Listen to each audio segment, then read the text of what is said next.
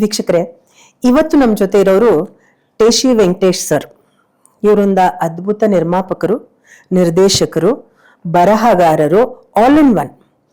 ಆದ್ರೆ ಒಂದು ಕುತೂಹಲ ನನಗೂ ಪರ್ಸನಲ್ ಆಗಿರೋದೇನಂದ್ರೆ, ಟೇಶಿ ವೆಂಕಟೇಶ್ ಅಂದ್ರೆ ಏನು ಅಂತ.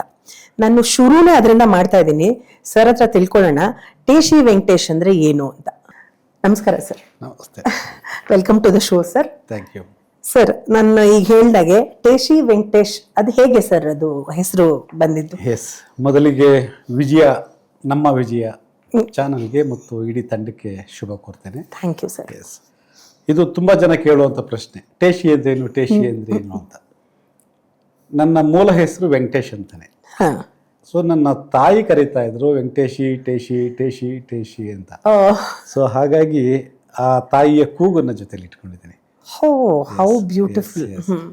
ಸೊ ಹಾಗೆ ನನ್ನ ತಾಯಿನ ಕಳ್ಕೊಂಡು ಅರೌಂಡ್ 30+ ಇಯರ್ಸ್ ಆಯಿತು. ಸೊ ಹಾಗಾಗಿ ಆ ಧ್ವನಿ ನನಗೆ ಜೊತೆಲಿರಲಿ ಅಂತೇಳಿ, ಆಶೀರ್ವಾದ ಇರಲಿ ಅಂತ ಇಟ್ಕೊಂಡಿದ್ದೀನಿ. S, very emotional. ಎಸ್, ಇವಾಗ ಅರ್ಥ ಆಗ್ತದೆ ಸರ್ ಅದು ವೆಂಕಟೇಶಿ ಅನ್ನೋದನ್ನ. Teshi Teshi, lovely lovely sir. Please. Sorry sir. Sir, ಈಗ ನೀವು ಮೊದಲನೇದಾಗಿ ಶುರು ಮಾಡಿದ್ದು ಡೈರೆಕ್ಷನ್ ಹೇಗೆ ಸರ್? ಅಸೋಸಿಯೇಟ್ ಆಗ, ಅಸಿಸ್ಟೆಂಟ್ ಆಗ, ರೈಟರ್ ಆಗ? How did you come to the industry?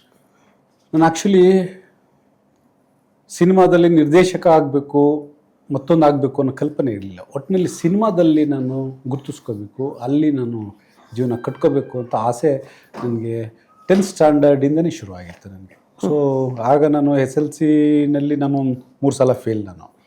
So ಈ ಫೇಲ್ ಆದಾಗೆಲ್ಲ ಗಾಂಧಿನಗರ ಸುತ್ತಾಡ್ತಿದ್ದೆ, ಅಜಂತಾ ಮೂವೀಸು, ಮತ್ತೊಂದು ಎಲ್ಲ ಸುತ್ತಾಡ್ಕೊಂಡು ಆಫೀಸ್ಗಳನ್ನ. ಸೊ ಕೊನೆಗೆ ನನ್ನ ಸ್ಥಳ ಬೆಂಗಳೂರಿಂದ ಮೈಸೂರಿಗೆ ಶಿಫ್ಟ್ ಆಯಿತು. ಮೈಸೂರಿನಲ್ಲಿ ನಾನು ಈವ್ನಿಂಗ್ ಕಾಲೇಜಲ್ಲಿ PU ಮಾಡ್ತಾಯಿದ್ದೆ, ಮರಿಮಲ್ಲಪ್ಪದಲ್ಲಿ.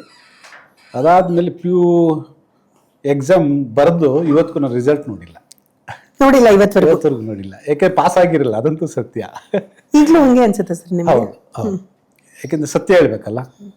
ಸೊ ಹಾಗಾಗಿ ಅಲ್ಲಿಂದ ಮನೆ ಬಿಟ್ಟು ಬಂದು ನಾನು ಮನೆಯ ವಿರೋಧ ಕಟ್ಕೊಂಡು, ನನ್ನ ತಾಯಿಯ ವಿರೋಧ ಕಟ್ಕೊಂಡು ಬಂದೆ. ನಾನು ಬಂದು ಹೀಗೆ ಅಲ್ದಾಡ್ತಾ ಇರಬೇಕಾದ್ರೆ ನಮ್ಮ ಚಾಮುಂಡೇಶ್ವರಿಯಲ್ಲಿ ಒಬ್ಬ ಗೇಟ್ ಕೀಪರ್ ಇದ್ದರು. ಆ ಪುಣ್ಯವಂತ ನನಗೆ ದಾರಿ ತೋರಿಸಿದ್ದು, ಇಲ್ಲೊಂದು ಶೂಟಿಂಗ್ ನಡೀತಾ ಇದೆ, ಅಲ್ಲೋಗಿ ಟ್ರೈ ಮಾಡು ಅಂತ. ಸೊ ಹಾಗಾಗಿ ಮಿಲ್ಲರ್ ರೋಡ್ಗೆ ಹೋದೆ. ಅಲ್ಲೊಂದು ಪ್ಯಾಲೇಸ್ ಹೋಟೆಲ್ ಅಂತ ಹಳೆ ಬಂಗ್ಲಾ, ಅದು ಈಗ ಬದಲಾಗೋಗಿದೆ, ಹೋಟೆಲ್ ಗಿಟೇನ್ ಏನೋ ಆಗಿದೆ. ಅಲ್ಲಿ ಹೋದಾಗ ಸುತ್ತಾಡ್ತಿದ್ದನ್ನು ನೋಡಿ ಪಿಂಟೋ ಅನ್ನೋರು ನನ್ನನ್ನು ಕರೆದ್ರು, ಆ ಪ್ಯಾಲೇಸ್ ಹೋಟೆಲ್ನ ಮುಖ್ಯಸ್ಥ. ಅವ್ರ ಹತ್ರ ನಾನು ಹೇಳ್ಕೊಂಡಾಗ ಅವರು ರಾಮನಾಥ್ ಅಂತ ಇರ್ತಾರೆ, ನೀನಲ್ಲಿ ನಾನು ಹೇಳ್ದೆ ಅಂತ ಹೇಳು ಅಂತ ಹೇಳಿದ್ರು. ಸರಿ, ಒಳಗಡೆ ಸೆಟ್ಗೆ ಎಂಟ್ರಿ ಕೊಟ್ಟೆ. ಅದೊಂದು ಅದ್ಭುತವಾದ ಒಂದು ದಿನ ಅವತ್ತು. ಯಾಕೆ ಅಂತೇಳಿದರೆ ನಾವು ಕಲಾವಿದರುಗಳನ್ನು ಆ ಮಟ್ಟಕ್ಕೆ ನೋಡ್ತೀವಿ ಅಂತ ನಾನು ಅಂದ್ಕೊಂಡಿರಲಿಲ್ಲ. ಅಲ್ಲಿ ರವಿಚಂದ್ರನ್ ಕಾಣ್ತಾಯಿದ್ರು, ನಾಗಾರ್ಜುನ ಇದ್ದರು, ಅಮಲಾ ಇದ್ದರು, ಭಾರತಿ ಮೇಡಮ್ ಇದ್ದರು, ಸೊ ಮೋಹನ್ ಬಾಬು ಇದ್ದರು, ತೆಲುಗು ನಟರು, ದೇವರಾಜ್ ಇದ್ದರು. ಇಷ್ಟೆಲ್ಲರನ್ನು ಒಟ್ಟಿಗೆ ನಾನು ನೋಡಿರುವಂಥದ್ದು ತಾರಾಲೋಕ ನೋಡಿದಂಗೆ ಆಯಿತು. ಆಗ ನಾನು ರಾಮನಾಥ್ ಅವ್ರನ್ನ ಹುಡುಕೊಂಡು ಮಾತಾಡಿದಾಗ ಅವರು ನನ್ನ ಒಂದು 5 ನಿಮಿಷ ಇಂಟರ್ವ್ಯೂ ಮಾಡಿದ್ರು. ಅದಾದಮೇಲೆ ನನ್ನ ಬರಹವನ್ನು ಪ್ರಶ್ನೆ ಚೆಕ್ ಮಾಡಿದ್ರು. ಸೊ ಅಲ್ಲೇ ನನಗೆ ಇಂಟರ್ವ್ಯೂ ಸ್ಟಾರ್ಟ್ ಆಯಿತು. ಸೊ ಅದಾದಮೇಲೆ ಅದು ಹ್ಯಾಂಡ್ ರೈಟಿಂಗ್ ಟೆಸ್ಟ್ ನಡೀತಿರ್ಬೇಕಾದ್ರೆ ನಮ್ಮ SV ರಾಜೇಂದ್ರ ಸಿಂಗ್ ಬಾಬು ಅವರು, ಆ ಸಿನಿಮಾದ ನಿರ್ದೇಶಕರು, 2 ಭಾಷೆನಲ್ಲಿ ನಡೀತಾ ಇತ್ತು. ಒಂದು ಬಣ್ಣದ ಗೆಜ್ಜೆ, ಇನ್ನೊಂದು ಸೇಮ್ ಕತೆ, ಪ್ರೇಮಯುದ್ಧ. ಸೊ ಹಾಗಾಗಿ ಅಲ್ಲಿ ಅವ್ರು ಬಂದು ಚೆಕ್ ಮಾಡಿದ್ರು. ಸೊ ಅವತ್ತಿಂದ ಶುರುವಾಯಿತು. ಆಗ ರಾಮನಾಥ್ ಅವರು ಹೇಳಿದ್ರು, ಇವತ್ತಿನಿಂದ ನೀವು ಅಸಿಸ್ಟೆಂಟ್ ಡೈರೆಕ್ಟರ್ ಅಂತ ಹೇಳಿದ್ರು. ಅಲ್ಲಿಂದ ನಾನು ಮನೆಗೆ ಹೋದೆ. ನನ್ನ ಅಕ್ಕನ ಮನೆಯಲ್ಲಿ ನನ್ನ ಜೀವನ ಕಟ್ಕೊಂಡೆ ಪುನಃ. ಹಾಗಾಗಿ ಸಿನಿಮಾ ಟ್ರಾವೆಲ್ ಅಲ್ಲಿಂದ ಬಣ್ಣದ ಗೆಜ್ಜೆ, ಪ್ರೇಮಯುದ್ಧದಿಂದ ಶುರುವಾಯಿತು. ನನ್ನ ಅಕ್ಕ ನನಗೆ 2 ರೂಪಾಯಿ ಕೊಟ್ಟು ಕಳಿಸ್ತಾ ಇದ್ರು ಆಗ. ಬಸ್ಸಲ್ಲಿ ಬರೋದು, ಹೋಗೋದು, ಶೂಟಿಂಗ್ ಎಲ್ಲೆಲ್ಲಿ ಇರ್ತದೆ ಹೋಗೋದು, ಕೆಲಸ ಮಾಡೋದು, ಹೀಗೆ ಜೀವನ ಶುರು ಆಯಿತು. ಅಲ್ಲಿಂದ ಸ್ವಲ್ಪ ದಿನಕ್ಕೆ ಮುತ್ತಿನಾರ ಅಷ್ಟರಲ್ಲಿ ಪೂಜೆ ಆಗಿತ್ತು. ಸೊ ಪೂಜೆ ಆದಮೇಲೆ ನನ್ನನ್ನು ರಾಮನಾಥ್ ಅವರು ಮುತ್ತಿನಾರಿಗೆ ಎಕ್ಸ್ಕ್ಲೂಸಿವ್ ಆಗಿ ಜವಾಬ್ದಾರಿ ನಾವು ವಹಿಸಿದ್ರು. ಸೊ ಹಾಗಾಗಿ ಈ ಮುತ್ತಿನ ಹಾರ ನನ್ನ ಜೀವನದಲ್ಲಿ ತುಂಬ ಅತಿ ಮಹತ್ವವಾದ ಸಿನಿಮಾ. ಯಾಕೆ ಅಂತೇಳಿದರೆ ಅದನ್ನು ಆ ಸಿನಿಮಾ ಆ್ಯಕ್ಚುಲಿ 70 mm 6 ಟ್ರ್ಯಾಕ್ ಅದು. ಸೊ 70 mm 6 ಟ್ರ್ಯಾಕ್ ಮಾಡುವಂಥದ್ದು ಅಷ್ಟು ಸುಲಭ ಅಲ್ಲ. ಕೆಲವೇ ಸಿನಿಮಾಗಳು ನಮ್ಮ ಉದಾಹರಣೆಗೆ ಇಂಡಸ್ಟ್ರಿಯಲ್ಲಿ ಒಂದು 3-4 ಸಿನಿಮಾ ಅಷ್ಟೇ 70 mm ಆಗಿರೋದು. ಅದರಲ್ಲಿ ಮುತ್ತಿನ ಹಾರ ಅದರ ಸಂಪೂರ್ಣ ಜವಾಬ್ದಾರಿನ ನಾನು ಅವತ್ತಿನ ಮಡ್ರಾಸ್, ಇವತ್ತಿಗೆ ಚೆನ್ನೈ ಆಗಿದೆ, ಅವತ್ತಿನ ಮಡ್ರಾಸಲ್ಲೇ ಉಳ್ಕೊಂಡು ಎಷ್ಟೋ ಸುಮಾರು 2 ವರ್ಷ ನಾನು ಮಡ್ರಾಸಲ್ಲೇ ಇದ್ದೆ ಪರ್ಟಿಕ್ಯುಲರ್ ಸಿನಿಮಾಗೋಸ್ಕರ. ಅದು ನನಗೆ ಟೆಕ್ನಿಕಲಿ ನನಗೆ ತುಂಬ ಹೆಲ್ಪ್ ಆಗಿದೆ, ಅದು ಬುಡ ಗಟ್ಟಿ ಮಾಡ್ತು. ಅಲ್ಲಿಂದ ನನ್ನ ಟ್ರಾವೆಲ್ಲು ಸುಮಾರು 45 ಸಿನಿಮಾಗಳನ್ನು ಸತತವಾಗಿ ಮಾಡೋ ಥರ. ಸೊ ಒಂದು ಏನು ಹೇಳ್ತೀವಿ ಬೇಡಿಕೆ ಇರ್ತಕ್ಕಂಥ ಸಹಾಯಕ ನಿರ್ದೇಶಕ ಆದೆ. ತದನಂತರ ನಾನು ನಿರ್ಧಾರ ಮಾಡಿದ್ದೆ, ರಾಜನ್ ಸಿಂಗ್ ಬಾಬು ಅವ್ರ ಜೊತೆಯಲ್ಲಿ ನಾನು ಎಂಟ್ರಿ ಆಗಿದ್ದೀನಿ. ರಾಜನ್ ಸಿಂಗ್ ಬಾಬು ಅವರ ಸಿನಿಮಾಯಿಂದ ಅಸೋಸಿಯೇಟ್ ಆಗಿ ನಾನು ನಿರ್ದೇಶಕ ಆಗಬೇಕು ಅಂತ ಆವತ್ತಿಗೆ ಡಿಸೈಡ್ ಮಾಡಿದೆ. ಸೊ ಹಾಗಾಗಿ ಯಾವ ಬಣ್ಣದ ಗೆಜ್ಜೆ, ಪ್ರೇಮ ಯುದ್ಧ, ಮುತ್ತಿನ ಹಾರದಿಂದ ಆರಂಭ ಮಾಡೋದು ಆ ಕುರಿಗಳು ಸರ್ ಕುರಿಗಳವರೆಗೂ ಕುರಿಗಳಿಗೆ ನನ್ನ ಅಸೋಸಿಯೇಟ್ ಡೈರೆಕ್ಟರು. ಅಲ್ಲಿಂದ ಹೊರಗಡೆ ಬಂದು ನನ್ನ ಬೆಂಗಳೂರು ಬಂದು ಅನ್ನೋ ಒಂದು ಸಿನಿಮಾನ ನಾನು ಇದಕ್ಕೆ ಮುಂಚೆ ಸಿನಿಮಾಗಳು ಮಾಡಿದ್ದೆ. ನಮ್ಮ ಪಾಪಿಗಳ ಲೋಕದಲ್ಲಿ ಮತ್ತು ಕರ್ಫ್ಯೂ ಅಂತ ನಮ್ಮ DK ರಾಮಕೃಷ್ಣ ಅವರು ಅದಕ್ಕೆ ಮುಖ್ಯ ನಿರ್ಮಾಪಕರು. ಜೊತೆಗೆ M ವೆಂಕಟೇಶ್ ಅಂತ ಇದ್ದರು ನಿರ್ಮಾಪಕರು. ಅವರಿಬ್ಬರು ಬಂದು ನನ್ನನ್ನು ಒಂದು ದಿವಸ ನನಗೆ ಆಹ್ವಾನ ಕೊಟ್ಟರು. ಏನು ಅಂತೇಳಿದ್ರೆ, ನೀನು ಕತೆ ರೆಡಿ ಮಾಡಬೇಕು, ನಾವು ಟೈಟ್ಲು ಕೊಡ್ತೀವಿ. ಏನು ಟೈಟ್ಲು ಅಂತೇಳಿದ್ರೆ ಬೆಂಗಳೂರು ಬಂದ್ ಅಂತ ಕೊಟ್ಟರು. ಪೊಲೀಸ್ ಆಫೀಸರ್ ಕ್ಯಾರೆಕ್ಟರ್ ಮಾಡಬೇಕು, ಸಾಯಿ ಕುಮಾರ್ ಹೀರೋ, ನೀನು ಚಿತ್ರಕಥೆ ಮಾಡ್ಕೊ. ಸಾಯಿ ಕುಮಾರ್ ನಿನ್ನನ್ನು ಒಪ್ಕೊಂಡ್ರೆ ನೀನು ನಿರ್ದೇಶಕ, ಇಲ್ಲಾಂದರೆ ನೀನು ಅಸೋಸಿಯೇಟು, ಹಸು ರಾಜಶೇಖರ್ ಡೈರೆಕ್ಟರ್ ಆಗ್ತಾರೆ, ಇದು ಕಂಡೀಷನ್ ಅಂತೇಳಿದ್ರು. ಆಯಿತು, ನಾನು ತೊಗೊಂಡೆ, ಚಾಲೆಂಜಾಗಿ ತೊಗೊಂಡೆ. ಹೈಲ್ಯಾಂಡ್ಸ್ ಹೋಟೆಲ್ ಅಂತಿತ್ತು ಆಗ, ಅಲ್ಲಿ ರೂಮ್ ಹಾಕ್ಕೊಟ್ರು, ರೂಮ್ ನಂಬರ್ 42. ಅಲ್ಲಿ ನನ್ನ ಕಥೆಯನ್ನು ಶುರು ಮಾಡಿದೆ. ಒಂದು ವಾರದಲ್ಲಿ ಕಥೆಯನ್ನು ಹೆಣೆದೆ, ಇನ್ನೊಂದು ವಾರದಲ್ಲಿ ಚಿತ್ರಕಥೆಯನ್ನು ಸಿದ್ಧತೆ ಮಾಡಿಕೊಂಡೆ. ಸೊ ಎಲ್ಲರೂ ಕೂಡ ನನ್ನ ಮೇಲೆ ಕಾನ್ಫಿಡೆನ್ಸ್. ನಾನು ವರ್ಕ್ ಮಾಡಿದ್ದೆ. ನಾನು ರಾಯನ್ ಸಿಂಗ್ ಬಾಬು ಅವರ ಶಿಷ್ಯ ಆಗಿದ್ದರಿಂದ ಟೆಕ್ನಿಕಲಿ ನಾನು ತುಂಬ ಸ್ಟ್ರಾಂಗ್ ಆಗಿದ್ದೆ. ಜೊತೆಗೆ ಏನು ಅಂತೇಳಿದರೆ ತೊಡಸ್ಕೊಳ್ತಿದ್ದೆ. ಆ ಸಿನಿಮಾದಲ್ಲಿ ದುಡ್ಡು ಕೊಡ್ತಾರೋ ಬಿಡ್ತಾರೋ, ಬಟ್ ನಾನು ಸಂಪೂರ್ಣವಾಗಿ ತೊಡಸ್ಕೊತಾ ಇದ್ದೆ. ಸೊ ಹಾಗಾಗಿ ನನಗೆ ಅಷ್ಟೊಂದು ಪ್ರಾಮುಖ್ಯತೆ ಕೊಡ್ತಾಯಿದ್ರು. ಅವ್ರು ಯಾವಾಗ ಬಂದು ನನಗೆ ಆಹ್ವಾನ ಕೊಟ್ಟರು, ನಾನು ಚಾಲೆಂಜಾಗಿ ತೊಗೊಂಡೆ. ಒಂದು 2 days ಲ್ಯಾಂಡ್ ಲಾರ್ಡ್ ಅಂತ ಸಿನಿಮಾ ನಡೀತಾ ಇತ್ತು ಆಗ. ಯಾರ್ದು, ನಮ್ಮ ಸಾಯಿ ಕುಮಾರ್ ಅವ್ರದ್ದು, ರಾಮು ದೊಡ್ಡ ಪ್ರೊಡ್ಯೂಸರು, ಅವ್ರ ಸೆಟ್ಟಿಗೆ ಕರ್ಕೊಂಡು ಹೋದರು. ಆರಂಭಕ್ಕೆ ಸಾಯಿ ಕುಮಾರ್ ನನ್ನ ಎಂಟರ್ಟೈನ್ ಮಾಡ್ದಂಗೆ ಕಾಣಲಿಲ್ಲ. ಸಾಯಿ ಕುಮಾರ್ ಅವ್ರನ್ನ ಕುಂಕುಮ ಭಾಗ್ಯ ಸಿನಿಮಾಗೆ ಕರ್ಕೊಂಬರೋದಕ್ಕೆ ನಾನೊಬ್ಬ ಪ್ರಮುಖ ಪಾತ್ರಧಾರಿ. ಅದು ಆ ವಿಚಾರ ಅವ್ರಿಗೆ ಗೊತ್ತಿಲ್ಲ. ನೀವು ಅಸೋಸಿಯೇಟ್ ಆಗಿ ಮಾಡಿದ್ದು ಪ್ರಾಜೆಕ್ಟ್ ಅದು. ಅಸಿಸ್ಟೆಂಟ್ ಡೈರೆಕ್ಟರ್ ಆಗಿ ಕುಂಕುಮ ಭಾಗ್ಯ 100 days ಸಿನಿಮಾ ಆ ಕಾಲಕ್ಕೆ ನಮ್ಮ P. ಧನರಾಜ್ ಅದರ ನಿರ್ಮಾಪಕರು. ಸೊ ಹೀಗಾಗಿ ಆಮೇಲೆ 2ನೇ ಸಲ ಹೋದೆ. ಆವಾಗ ತಲೆಗಿಲಿ ಎಲ್ಲ ಶೇವ್ ಮಾಡ್ಕೊಬಿಟ್ಟಿದ್ರು ಆ ಕ್ಯಾರೆಕ್ಟರ್ಗೋಸ್ಕರ. ಸೊ ಅವಾಗ ಸ್ವಲ್ಪ ಹತ್ತಿರ ಆದರು. ಜೊತೆ ಕೆಲಸ ಮಾಡಿದ್ದೆ ನಾನು ಪಾಪಿಗಳ ಲೋಕದಲ್ಲಿ, ನಾನೇ ಅಸೋಸಿಯೇಟ್ ಡೈರೆಕ್ಟರ್ ಅದಕ್ಕೆ. ಸೊ ಹತ್ತಿರ ಆದರು. ಅದಾದಮೇಲೆ ಒಂದು ದಿವಸ ಆಟ್ರಿಯಾ ಒಟ್ಟಿನಲ್ಲಿ ಕತೆ ಹೇಳಬೇಕು ಅಂತ ಆಯಿತು. ಆ ಕತೆಗೆ ನಾನು ಸಿದ್ಧ ಆಗಿದ್ದೆ. ನಾನು ದೊಡ್ಡ ರೌಂಡ್ ಟೇಬಲ್ಲು, ನನ್ನ ಕಡೆಯಿಂದ ನಿರ್ಮಾಪಕರ ಕೂಟನೇ ಒಂದು 7-8 ಜನ ಇತ್ತು.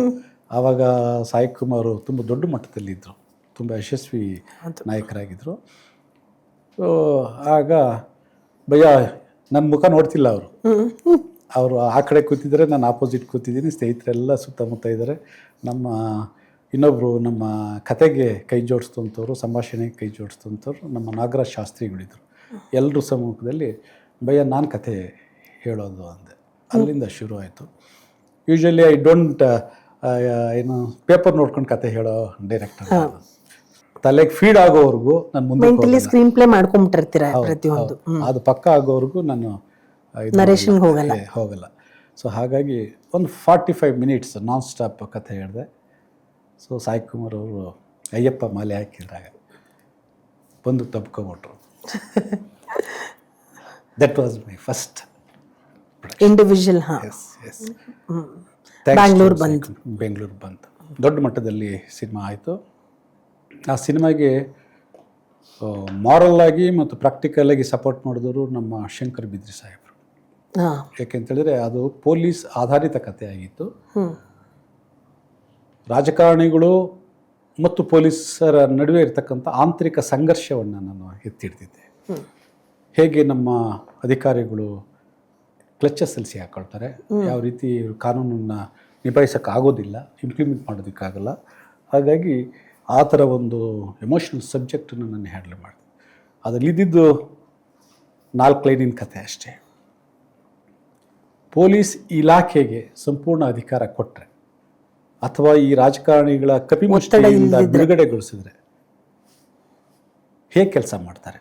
ಅಕಸ್ಮಾತ್ ಪೊಲೀಸ್ ಈ ರಾಜ್ಯದಲ್ಲಿ ಅಥವಾ ಈ ದೇಶದಲ್ಲಿ 4 ದಿವಸ ಕೆಲಸ ಮಾಡಲಿಲ್ಲ ಅಂದರೆ 4 ಗಂಟೆ ಡ್ಯೂಟಿನಲ್ಲಿ ಇಲ್ಲ ಅಂದರೆ ಈ ದೇಶದ ಲಾ ಆ್ಯಂಡ್ ಆರ್ಡರ್ ಕತೆ ಏನು, ಹೇಗಿರುತ್ತೆ ಸಮಾಜ ಅಂತಕ್ಕಂಥ ಒಂದು ದೊಡ್ಡ ವಿಚಾರ ಅದು. ಸೊ ಹಾಗಾಗಿ ಆ ಶಂಕರ್ ಬಿದ್ರಿ ಅವರು ಸಂಪೂರ್ಣವಾಗಿ ಸಹಕಾರ ಕೊಟ್ಟರು. ಪೊಲೀಸ್ ಇಲಾಖೆ ಬೇಕಿತ್ತು ಅದಕ್ಕೆ.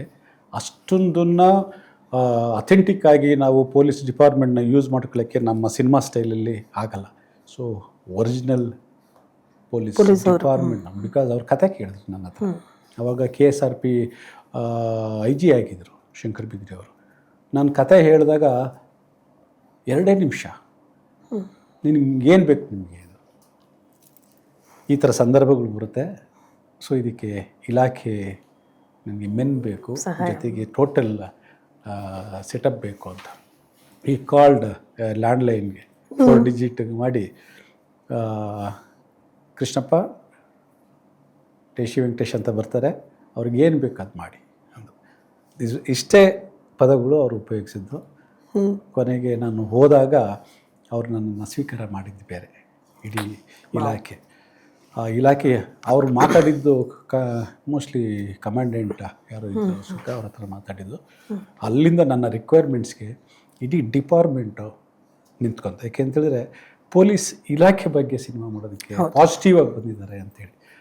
ಸೊ ಹಾಗಾಗಿ ಶಂಕರ್ ಬಿದ್ರಿ ಅವರು ಕೂಡ ಪ್ರಮುಖ ಕಾರಣಕರ್ತರು ಆ ಸಿನಿಮಾಗೆ. ಹಾಗೆ ನಿರ್ಮಾಪಕರು 3 ಜನ ನಿರ್ಮಾಪಕರು. ಒಂದು ಮಂಜುನಾಥ್ ಅಂಥೇಳಿ, ಆಮೇಲೆ ವೆಂಕಟೇಶ್ ಅಂಥೇಳಿ ಪ್ರಮುಖ ನಿರ್ಮಾಪಕ, ಜೊತೆಗೆ ರಮೇಶ್ ಬಾಬು, ಅದ್ರ ಜೊತೆಗೆ ಗಣೇಶ್ ಪ್ರಕಾಶ್ ಅವರು ಎಲ್ಲರೂ ತಂಡವಾಗಿ ಕೆಲಸವನ್ನು ಮಾಡಿದ್ರು. ನನಗೆ ಸಂಪೂರ್ಣ ಸಹಕಾರ ಕೊಟ್ಟರು. ನನ್ನ ಮೊದಲನೇ ಸಿನಿಮಾ ಅದು. ಸೊ ನಾನು ಹೇಳ್ತಿರೋದು ಅರೌಂಡ್ 2002. ಅದೇ. ಬಟ್ ನೀವು ಆವಾಗ ಮಾಡ್ಕೊಂಡಿದ್ದ ಸಬ್ಜೆಕ್ಟು ಸರ್, ಬ್ಯಾಂಗ್ಳೂರ್ ಬಂದು ನೀವು ಹೇಳ್ದಂಗೆ 4 ದಿನ ಪೊಲೀಸ್ ಇಲ್ಲ ಅಂದರೆ 4 ಗಂಟೆ ಇಲ್ಲ ಅಂದರೆ ಏನಾಗ್ಬೋದು ಪರಿಸ್ಥಿತಿ ಅನ್ನೋದು. ಇವಾಗ ಅದು ಇನ್ನೂ ಜಾಸ್ತಿ ಇಂಪ್ಯಾಕ್ಟ್ಫುಲ್ ಅಲ್ವಾ ಅದು ಈಗಿನ ಸಿಚುಯೇಷನ್?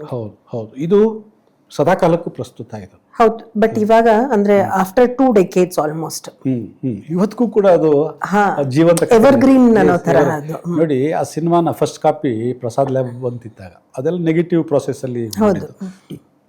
ಆ ಸಿನಿಮಾಗೆ ಫಸ್ಟ್ ಶೋ ಇತ್ತು, ನಾನು ಕೂಡ ಫಸ್ಟ್ ಡೈರೆಕ್ಟರ್ ಅಲ್ಲ. ಇಡೀ ಇಂಡಸ್ಟ್ರಿಯವರು ಬಂದು ಅಲ್ಲಿ ಕೂತ್ಕೊಂಡಿದ್ರು. ಇವತ್ತಿನ ಪ್ರೆಸಿಡೆಂಟ್ ಎಂ ನರಸಿಂಹಲು ಅವರು ಸೇರಿದಂತೆ, KV ನಾಗೇಶ್ ಕುಮಾರ್ ಅವರು ಸೇರಿದಂತೆ ಇಡೀ ಒಂದು ಮುಖ್ಯ ಇವರು ಬಂದು ಕೂತ್ಕೊಂಡು ಎಲ್ಲರೂ ನನ್ನನ್ನು ಬೆನ್ನು ತಟ್ಟಿದ್ರು. ಸೊ ಅದಾದ ಮೇಲೆ ಆ ಸಿನಿಮಾ ಕಾಪಿ ಬಂದ ತಕ್ಷಣ ನಮ್ಮ ಡಾಕ್ಟರ್ ರಾಜಶೇಖರ್ ಅಂತ ಹೀರೋ ಒಬ್ರು ಇದ್ರು ಗೊತ್ತಾ, ಅವರು ನಮ್ಗೆ ಗೊತ್ತೇ ಇಲ್ಲ ನನಗೆ. ಈ ಪ್ರಿಂಟ್ ಅಲ್ಲಿ ಹೊರಟೋಗಿತ್ತು ಆಂಧ್ರಗೆ. ಅವರು ನಾನು ಈ ಸಿನಿಮಾ ಮಾಡಬೇಕು ಅಂತ ಅಂದರು, ಸಿದ್ಧ ಆಗಿದ್ರು. ಸೊ ಕ್ರಮೇಣ ಅದು ಯಾವ ಕಾರಣಕ್ಕೆ ನಿರ್ಮಾಪಕರು ಮತ್ತು ಅವ್ರ ಮಧ್ಯೆ ಏನಾಯಿತು ಅಂತ ಗೊತ್ತಾಗಲಿಲ್ಲ. ಕೊನೆಗೆ ಡಬ್ಬಿಂಗ್ ರೈಟ್ಸ್ ಎಲ್ಲ ಹೋಯಿತು. ಸೇಮ್ ಸಾಯಿ ಕುಮಾರ್ ಅವರು ಆ ಸಿನಿಮಾನ ನೇರವಾಗಿ ನನ್ನ ಸಿನಿಮಾನೇ ರಿಲೀಸ್ ಆಗಬೇಕಿಲ್ಲಿ, ಯಾರಿಗೂ ಕೊಡಬೇಡಿ. ಯಾಕೆಂತೇಳಿದ್ರೆ ಸಾಯಿ ಕುಮಾರ್ ಆಂಧ್ರದವರು, ಹೌದು, ಡೈಲಾಗ್ ಕಿಂಗ್ ಬೇರೆ, ಅಲ್ಲಿ ಅವ್ರಿಗೆ ಸ್ವಲ್ಪ ಅವಶ್ಯಕತೆ ಇತ್ತು ಅನಿಸುತ್ತೆ, ಅವ್ರ ಹಠ ಹಿಡಿದು ಅನಿಸುತ್ತೆ. ಹಾಗಾಗಿ ಕೊನೆಗೆ ಆ ಸಿನಿಮಾದ ಸ್ಫೂರ್ತಿ ನಿಮಗೆ ಸಿಂಗಮ್ ನೋಡಿದ್ದೀರಾ? ಸಿಂಗಮ್ 2 ನೋಡಿದ್ದೀರಾ? 2 ನೋಡಿಲ್ಲ. ನೋಡಿದ್ದೀರಿ. ಕಾಕ ಇವೆಲ್ಲವೂ ಕೂಡ ಬೆಂಗಳೂರು ಬಂಧನ ಸ್ಫೂರ್ತಿ, ಪೊಲೀಸ್ ಇಲಾಖೆ ಸ್ಫೂರ್ತಿ. ಸೊ ಸಿಂಗಮ್ 2ನಲ್ಲಿ ಯಾರು ನಮ್ಮ ಅಜಯ್ ದೇವಗನ್ ಇದ್ದಾರೆ. ಅದರಲ್ಲಿ ಸ್ವಲ್ಪ ಬದಲಾಯಿಸ್ಕೊಂಡಿದ್ದಾರೆ. ನಾನು ಇದರಲ್ಲಿ ಮುಖ್ಯಮಂತ್ರಿಗಳ ಅನಂತ್ನಾಗ್ ಪಾತ್ರ. ಆ ಅನಂತ್ನಾಗ್ ಅವ್ರನ್ನ ಒಪ್ಸೋದಕ್ಕೆ ನನಗೊಂದು ದೊಡ್ಡ ಟಾಸ್ಕ್ ಇತ್ತು. ಹೌದು. ಸೊ ಹೋಗಿ ಬಂದಿದ್ರು ನಮ್ಮ ನಿರ್ಮಾಪಕರು. ಇಲ್ಲ ಅನಂತನಾಗ್ ಅವ್ರು ಬೇಕೇ ಬೇಕು ಅಂತ ಹೇಳಿದ್ದೆ. ಹೋಗಿ ಬಂದಿದ್ದರು. ಬಂದ್ಬಿಟ್ಟು ಹೇಳಿದ್ರು, ಇಲ್ಲ ಅಷ್ಟೊಂದು ರೆಮ್ಯುನರೇಷನ್ ನಮಗೆ ಶಕ್ತಿ ಇಲ್ಲ ಅಂದರು. ಎಷ್ಟು ಕೇಳಿದ್ರು? 10 ಲಕ್ಷ ಕೇಳಿದ್ರು. So Saikumar remuneration that time 10 lakh. ಅಷ್ಟೊಂದೆಲ್ಲ ಆಗಲ್ಲ, ಬೇರೆ ಯಾರನ್ನಾದ್ರೂ ಹಾಕಿ. ಸರಿ, ನಾನು ಹೇಳಿದೆ, ನಾನು ಬರ್ತೀನಿ ಇಡ್ರಿ. ಹೋಗಿ ಅನಂತನಾಗ್ ಅವ್ರಿಗೆ ಕೂತ್ಕೊಂಡೆ. ಒಂದು 3 to 5 minutes ನೆರೇಟ್ ಮಾಡಿದೆ. ಈ ಆಕ್ಸೆಪ್ಟೆಡ್ ಮೈ ಅಪೀಲ್. 3 ಲಕ್ಷಕ್ಕೆ ಸಿನಿಮಾ ಮಾಡಿದ್ರು. ಆಮೇಲೆ ಅನಂತನಾಗ್ ಅವರು ಹೇಳ್ತಾ ಒಂದು ಹೇಳಿದ್ರು, ಈ ಸಿನಿಮಾ ಒಂದು ಬೇರೆ ದೇಶದ ಒಂದು IF ಅಂತ ಒಂದು ಸಿನಿಮಾ, ನೀವು ಕತೆ ಹೇಳಬೇಕಾದ್ರೆ ನನಗೆ ಅದನ್ನು ನೆನಪು ಬರ್ತಾ ಇದೆ, ನಾನು ಈ ಸಿನಿಮಾಕ್ಕೆ ಮಾಡ್ತಿದ್ದೀನಿ ಅಂದರು. ಹಾಗೆ ಅನಂತನಾಗ್ ಅವರು ಈ ಸಿನಿಮಾಗೆ ಸೇರಿಕೊಂಡ್ರು. ಆ ಸಿನಿಮಾದಲ್ಲಿ ತುಂಬ ದೊಡ್ಡ ದೊಡ್ಡ ಕಲಾವಿದರುಗಳು, ದೊಡ್ಡಣ್ಣ, ಅವಿನಾಶು, ಚಿತ್ರಶೇಣಿ, ಸಂಗೀತ ಅಂತೇಳಿ ಪಿತಾಮಗನ್ ಹೀರೋಯಿನು, ಆಕೆ. ಸೊ ಆಕೆ ಮನೇಲಿದ್ದರು ಆಗ, ಖಾಲಿ ಇದ್ದರು ಆಗ. ಸೊ ಮಡ್ರಾಸಲ್ಲಿ ಆಗ. ಸೊ ಇವ್ರಿಗೆ ಹೇಳಿದೆ, ಸಾಯಿಕುಮಾರ್ ಲೆವೆಲ್ಗೆ ಆ ಮೆಚ್ಯೂರಿಟಿ ಫೇಸ್ ಬೇಕು ನನಗೆ, ಜಸ್ಟ್ ಹೀರೋಯಿನ್ ಇದ್ರೆ ಸಾಲದು. ಸೊ ಹುಡುಕೊಂಡು ಹೋದೆ. ಸೊ ಅಕ್ಸೆಪ್ಟ್ ಮಾಡ್ಕೊಂಡ್ರು, ಬಂದರು. ಅದಾದಮೇಲೆ ಸಂಗೀತ ಸೆಕೆಂಡ್ ಲೈಫ್ ಶುರು ಆಯಿತು. ತೆಲುಗಿನಲ್ಲಿ ಕೇಳುತ್ತೆ, ಖುಷಿ ಖುಷಿಗೆ ಯಾವುದಾದ್ರು ಸಿನಿಮಾಗಳು ತುಂಬ ದೊಡ್ಡ ಮಟ್ಟದಲ್ಲಿ ಅವ್ರು ಫೇಮಸ್ ಆದರು. ಸೊ ಅದಾದಮೇಲೆ ಪ್ರೆಸ್ ಮೀಟಲ್ಲಿ ಕೂಡ ಹೇಳಿದ್ರಂತೆ, so Teshi sir is my lucky director ಅಂತ. ಸೊ ಹಂಗಾಗಿ ಅವರು ಬೆಳೆದ್ರು. ಕೊನೆಗೆ ನಾನು ಬೆಂಗಳೂರು ಬಂದ ಗಾಂಧಿನಗರದಲ್ಲಿ ತುಂಬ ಪ್ರಾಮುಖ್ಯತೆ ಪಡೀತು. ನನಗೆ ಬೆಂಗಳೂರು ಬಂದು ಡೈರೆಕ್ಟ್ ಅಂತಲೇ ಇವತ್ತು ಕರೀತಾರೆ.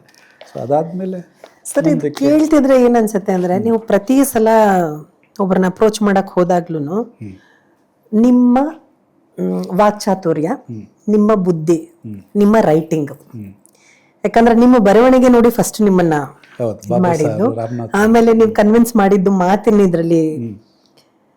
So you are a true magician in that way.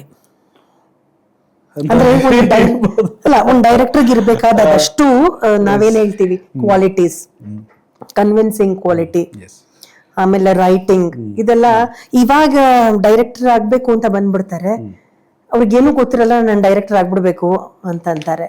But don't you think ನೀವು ಇವಾಗ ಹೇಳಿರೋದು ನಿಮ್ ಕ್ವಾಲಿಟಿ ಇದೇ ಒಂದು ಬೇಸ್ ವರ್ಕ್ಶಾಪ್ ತರ ಬೇಕು ಇವಾಗಿನ ಜನರೇಷನ್ಗೆ. ಅದೇ ಕಾರಣಕ್ಕೆ ಇಲ್ಲಿ ನೋಡಿ, ಇಲ್ಲಿ ಹೊಸ ಪೀಳಿಗೆ ಬರ್ತಾ ಇರುತ್ತೆ.